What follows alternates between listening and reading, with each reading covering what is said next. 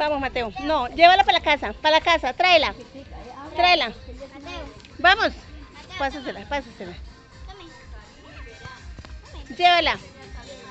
Llévala, vamos. Llévala, camine. Vamos. No puede. Póngala bien en la boquita. Ya, llévala. Vamos, Mateo. Llévala. ¿Pero qué? Llévala. Venga, yo le recibo. ¿Qué Vamos, más Mateo. Llévala. Voy a la vez, ¿sí? Vamos, llévala, Mateo.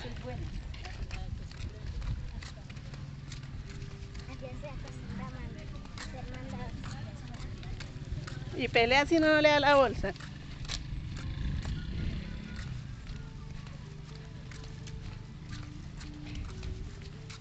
Ese es mi perro bueno que lleva el mercado para la casa.